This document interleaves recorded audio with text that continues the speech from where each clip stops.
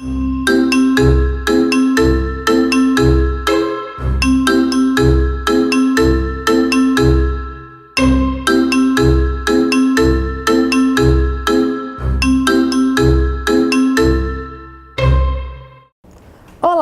O Papo Literário de hoje é com a professora e escritora Elaine Bastianello. Ela lançou em 2016 o livro A Memória Retida na Pedra, a História de Bagé, inscrita nos monumentos funerários, 1858 a 1950. Tudo bem, Elaine? Tudo bem. Bom, esse é teu primeiro livro, né? Sim. Eu queria saber quanto tempo assim, que durou desde tu iniciar a pesquisa até a publicação do livro. Esse livro, ele é o resultado de uma dissertação de mestrado, né, que eu concluí em 2010 e a pesquisa em si levou praticamente 3 anos, tá? Mas depois, como ele foi lançado em 2016, o livro já, as fontes vinham depois da defesa e eu fui acrescentando e modificando, porque no meu entendimento não dá para deixar as pesquisas no meio virtual. Como eu sou uma pessoa que gosta da cultura material, eu achei pertinente, importante materializar ele e deixar ele de mais acesso às pessoas, pois é a história de Bagé, é a história da nossa cidade, é a história dos nossos enterradinhos, como eu digo, é o mundo dos mortos, a cidade dos mortos e a cidade dos vivos. E tu é graduada em História, em Artes, né? Quando é que esse assunto da arte cemiterial te atraiu? Assim, foi durante as pesquisas ou é uma coisa que tu já traz de longo tempo? Sim, de muitos anos. Desde guria, desde menina e adolescente, o meu sonho não era ser professora de história, e sim egiptóloga. Teria que ter o curso de arqueologia, mas eram outros tempos, outras épocas e eu não tive o acesso. Daí eu fui para Santa Maria, né, na UFSM, no qual eu fiz a graduação em História. Antes de ir para Santa Maria, eu fiz arte na Urcamp, né? Então eu tenho essas 2 graduações e o mestrado em Memória Social e Patrimônio Cultural. Quando abriu esse mestrado, aí que eu retomei, deu a vontade de voltar a estudar, né? de retomar, e já que não deu para ir ao Egito, né? Se estuda os enterramentos daqui, a cidade dos mortos aqui de Bagé. E teve algum fato, algum mausoléu específico que te atraiu mais a atenção aqui em Bagé, que te fez iniciar nessa pesquisa? O nosso cemitério é um cemitério muito precioso. Toda a mão de obra dos túmulos em mármore são do imigrante europeu. Nós temos exemplares do José Martins Lopes, do Guiste, nós temos obras feitas em Gênova de 1870, nós temos um museu a céu aberto, o nosso espaço é muito rico e ele não é um local de dor, de tristeza, e sim de uma manifestação cultural, né? Porque além da história ali tem arte.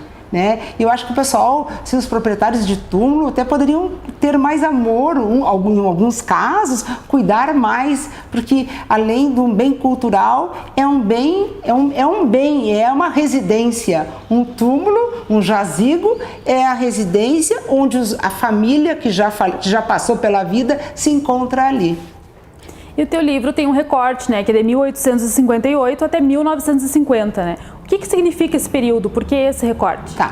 O meu encantamento no cemitério é a fase marmórea, a fase, como se chama, a fase branca, a fase do mármore italiano, do mármore de Carrara. Carrara, na Itália, onde o Buonarroti pegava o mármore para fazer suas esculturas, né? Então, é essa fase, porque o mármore, né, tu consegue entalhar, tu consegue fazer a escultura. Por isso que eu trabalho a fase do mármore. Eu fiz um levantamento de 135 túmulos, mapeei eles, documentei, fiz aqui, temos o mapinha que está encartado no livro, porque a outra fase, após 50, é depois da Segunda Guerra. O Brasil, como era um aliado era inimigo da Itália, ficou, né?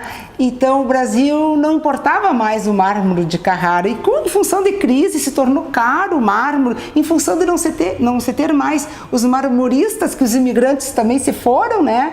Então a fase do granito é a fase escura do cemitério. É a fase no qual não dá mais para entalhar. Então, vem as plaquinhas de metal que são perfuradas e são afixadas. São as letrinhas que são colocadas na sepultura. Ele também, além do significado artístico, também tem o significado econômico, né? Os próprios mausoléus. Com certeza. Hoje em dia mesmo, quem é que teria condições de construir um túmulo, um espaço no cemitério? É muito caro. Mão de obra, não existe mais essa preocupação com a morte, porque a morte em outros tempos tinha outro significado. Hoje não, né? Hoje está diferente a interpretação, né? Embora ela faça parte da vida, porque o último ato da gente vai ser o morrer, segundo Nietzsche. E como é que foi a tua pesquisa, assim? Como é que tu selecionou essas lápides a serem estudadas? Ou tu pegou todas de mármore? Como é que foi esse processo de pesquisa aqui no cemitério? Tá. Vamos colocar assim, ó. Como que eu entendo? Ele é o 4º cemitério central, mas eu coloco ele como o 5º espaço de sepultamento central da cidade. Porque ele começou na Catedral de São Sebastião, no entorno da catedral. Depois ele vai indo para Cavalo Preto, ali, Banrisul, na 13 de fevereiro. Vai até a Praça de Esportes. Depois para o alto da Santa Casa, para chegar lá no fundo, né? E lá, chegando lá no da Santa Casa, onde ele foi benzido por 2 irmandades, a Santíssimo Sacramento e a São Sebastião, no ano de 1858, é fundado o primeiro cemitério. E eu estudo essa parte que foi fundada, essa parte no qual é a parte antiga, que é chamada de primeira divisão. Primeira divisão, primeiro espaço de sepultamento da cidade. Ali dentro existem 4 divisões, 4 quadrantes, 4 quadrados, no qual eu coloco A, B, C e D. E no entorno, nas paredes, vem as catacumbas, as gavetas, que faz o limite desse espaço. No fundo da alameda principal, nós temos a capelinha, toda em Art Nouveau, que é uma gracinha, bonitinha. À direita nós temos 3 túmulos, à esquerda nós temos 5. Então, o que eu inventariei, o que eu cataloguei no mapa?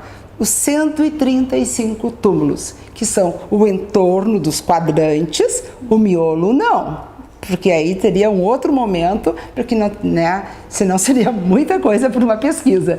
Ou para os próximos, vamos deixar para os próximos pesquisadores cemiteriais, né, tá? Então eu tenho catalogado 135, conforme a época, porque a gente sabe que como a arquitetura da cidade vai mudando, a arquitetura do espaço funerário também vai mudando. E a gente já percebe ali que já temos túmulos novos, com outros materiais construtivos, né? Porque que não está sendo muito legal. O que deveria ser feito, a que a cidade de Bagé deveria fazer? Deveria fazer um tombamento municipal, no qual nenhuma lápide poderia ser modificada, porque essas lápides são rubricadas, são feitas por marmorarias, faz parte de um passado, esse passado não volta, esse tipo de trabalho não se produz mais, porque essa mão de obra não tem mais. Tu fala bastante sobre um marmorista, é assim que fala, marmoristas. Né? Qual é a história dele? Assim, tu conta no livro um pouco da história do Martinez? Eu batizei o Martinez de Martínez, né? Tá. O Martínez, o José Martínez Lopes, foi então o marmorista que mais rubricou, mais assinou, que se tiverem um olhar mais atento, a maioria das sepulturas, elas levam de quem fez, qual foi o ateliê, Leonardo Teixeira, o Juste, o Sácio de Bagé. As marmorarias colocavam, etiquetavam os túmulos, davam o glamour para quem fez. Há nos jornais, existem nos jornais, aqui no Museu do Diogo, no jornal O Dever, de 1813, 10, brigas do Martínez com o Juste de Pelotas, os marmoristas agredindo em função do espaço, quem é que ia predominar como mão de obra na cidade, um ofendendo o outro. Até consta aqui no meu livro, porque eu fiz essa reprodução dos jornais da época. Era como artistas, assinavam como artistas. Que nem o Picasso, Manet, assinavam os quadros e eles assinavam, né? Sim. Outros tempos, outras épocas, é a Belle Époque dos cemitérios, o que aconteceu em Bagé, aconteceu em Rio Grande, em São Paulo, o cemitério da Consolação de São Paulo é tão antigo quanto o de Bagé, mesmo ano, 1858, né? E o que mais te impactou na tua pesquisa? que mais me impactou foi ter conseguido ressuscitar o Martínez. Até então o Martínez não existia, né? E como uma pesquisa ela é importante, né? Consegui resgatar um Martínez. Hoje o pessoal sabe da existência dele, né? Para a cidade de Bagé. Eu consegui catalogar, foram 27 túmulos, se eu não me engano, que ele assinou só no entorno. Fora dentro, fora nas gavetas. E indo nos cemitérios, lá nas Tunas eu encontrei lápides do Martínez. Então na periferia também tem, lá no Maria Moura também tem rúbricas do Martínez. Então, né, parece que tem uma em Dom Pedrito e assim portanto. Bom, Bagé tem um Azarini, né? Nós temos um genovês, nós temos um túmulo da família Vieira aqui em Bagé, que é belíssimo. E é uma rubrica do Azarini, que se radicou em Montevidéu. E nós, em função da fronteira, comprávamos túmulo no Uruguai. Essa influência, se vai e vem de Bagé, no Uruguai aqui, né? A família Riete também, aquele túmulo é encomendado no cemitério, nas funerárias, lá nas marmorarias de Montevidéu. Por quê? Porque lá em Montevidéu, no cemitério central, existe um túmulo igual, tal qual o que tem em Bagé. Então isso evidencia, né, que existiam catálogos, tipo figurino de roupa, modelos de túmulos, né? Em base nisso que eu consigo afirmar. E também aqui no Museu Dom Diogo de Souza, a funerária da Santa Casa fez uma doação aqui para a Fototeca, Hemeroteca, de um álbum com os modelos de túmulos e fotografias em preto e branco, que é muito interessante. O que parecia só comercial era também um intercâmbio cultural entre os países, né? Também, pode, claro que sim. E tu consegue misturar um pouco de cada uma das suas habilitações, né? Um pouco de história e um pouco de arte nesse estudo. Com certeza. Acho assim, ó, eu gosto muito da arquitetura funerária, tá?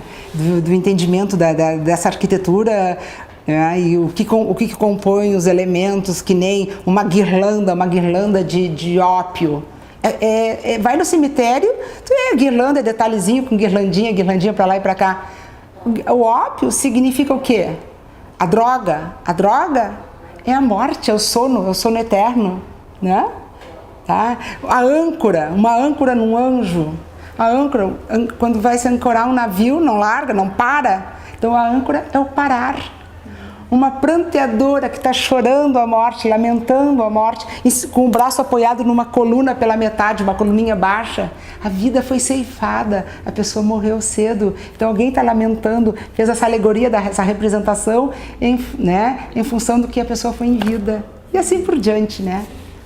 O teu livro, ele não é só escrito, ele também tem muitas fotos e tem um mapa, né? Como é que foi essa produção imagética, da parte de imagens? Como é que foi para ti? Foi tu mesmo que fez as fotos? Como é que foi essa função, o mapa? Eu não sou fotógrafa, mas adoro fotografar, né? Então as fotos, predominam as fotos que são minhas, as que não são eu coloquei de quem era, né? Dei o referencial. Sei que não são fotos lá profissionais, mas o livro foi construído por mim, que é uma coisa que eu queria ter, um livro meu, e pela designer Ana Remonte. A Ana ajudou a Elaine aqui a colocar no papel o que ela queria, o que eu pensava, né? Então ela queria um detalhezinho. Por exemplo, aqui nós temos um acrotério. Um acrotério é um elemento da arquitetura funerária e eu fiz questão de ter um detalhe, essa coisa feminina. Então todo esse livro foi construído por mim e pela Ana. Ana, eu quero assim, Ana, eu quero desse tipo, eu quero em branco, preto e cinza, que é cemitério, que nem a Guernica de Picasso, as cores frias, né? E assim por diante.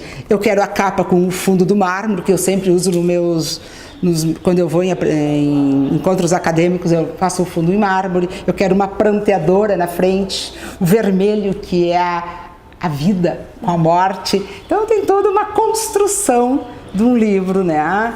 E a Ana que escolheu daí a gramatura do papel. Eu quis ele assim, nessa posição. Então tem todo o meu lado, né? E Tu trabalhou em todo ele, desde a concepção do conceito. Sim. O livro eu quis uma frase inicial, que só se ama o que se preserva, só se preserva o que se conhece. Né? E o livro termina com a frase: a gente não é de um lugar enquanto não se tem um morto enterrado nele, porque eu acho que tu ter uma pessoa sepultada numa cidade te dá vínculo com a cidade. Eu senti isso na minha pele, né? Te dá pertencimento à cidade.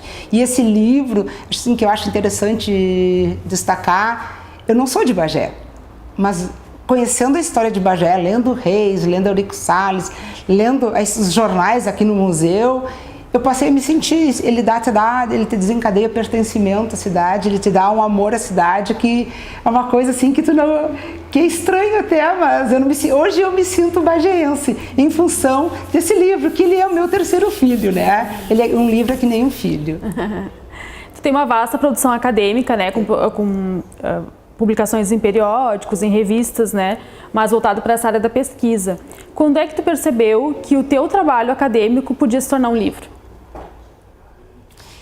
Em 2014, eu estava como professora substituta de História lá no IFSU. Daí, quando eu saí do IF, que era temporário, eu disse, vou editar, vou materializar o meu livro, porque sempre eu estava aumentando minhas fontes. Eu chegava em casa, pegava a dissertação, ia no computador e mexia, anotava primeiro na fonte material e depois fazia o registro. Eu ia mudando, ia modificando.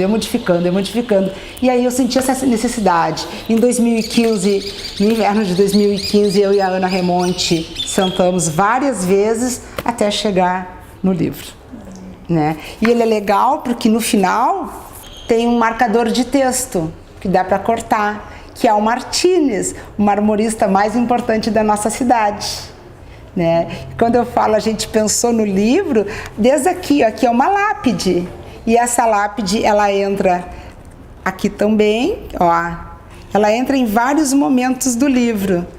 Esse aqui, ó, é o medalhão do túmulo de La Règue, né? Eu fiz as fotos, daí a Ana escolheu qual ficaria melhor, né? E assim por diante. O capítulo está estruturado em cinco capítulos, né? Todos eles eu trabalho com a memória, né? E tu já conhecias o Martínez antes da pesquisa? Não. Foi indo no túmulo, vendo as rubricas que eu cheguei nele. Foi uma descoberta. Foi uma catalogação, Como os Just, que nós temos aqui no Rio Grande do Sul, né? Aqui em Bagé nós tivemos o Martínez, o Just, o Alibone Santini, que é o túmulo do Francisco La Règue, desse medalhão, né? Temos um Canessa, o Razzarini, o Servino. Depois temos marmorarias da fase do granito, né? Mas do mármore são esses, assim, que eu lembro agora. E eles vinham passar uma temporada aqui ou eles se estabeleciam aqui e ficavam... Pois é. Que é uma logística grande, né? Uma peça de mármore para trazer, para importar, né? Assim, o Martínez se radicou em Bagé. Ele veio de Almeria, ele foi para o Rio, para Buenos Aires, para Porto Alegre. Em Porto Alegre, José Martínez Lopes, ele ganhou medalha de ouro num salão no início do século passado, como um trabalho em mármore. E o Martínez, ele migra para o Brasil. No meu ponto de vista, ele migrou porque lá na Espanha, a esposa dele, no parto, ele perdeu a esposa e a criança. Então, eu acho que isso fez com que ele fosse um escultor funerário. E ele vem para cá, um pouquinho de andarilho, até que se fixar em Bagé. Em Bagé não existiam marmorarias. Pelotas, o Just, o J. Santos Sobrinho, vendiam túmulos para Bagé, faziam as colocações em Bagé, mas não tinha. O Martínez é o primeiro marmorista, né, que temos aqui na cidade, que se fixou aqui na cidade de grande porte, que nem o Just em Pelotas.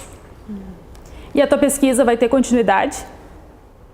A pesquisa sim, a pesquisa não para, né? Eu acho assim que cada vez mais o envolvimento, abraçar a história da cidade, se comprometer com o nosso patrimônio funerário, patrimônio urbano, exposição que nós estamos tendo no Museu da Gravura, Patrimônio Meio Ambiente, né? Acho que a gente tem que cuidar, se é o que a gente quer de uma cidade turística, uma cidade histórica, a salvaguarda dos nossos bens culturais são de extrema pertinência.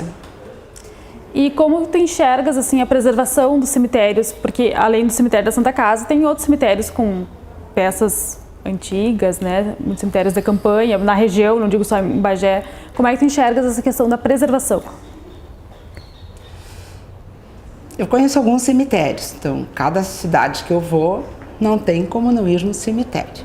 Em todas as cidades, em todas elas, sempre algum túmulo tá complicadinho assim, ou desmancham, ou vão reformar, ou mexem, ou trocam a lápide. Então assim, ó, eu peço para as pessoas, não troquem a lápide, não mexam no mármore, porque o mármore é poroso, o mármore quebra. E não tem quem vai fazer a restituição, né?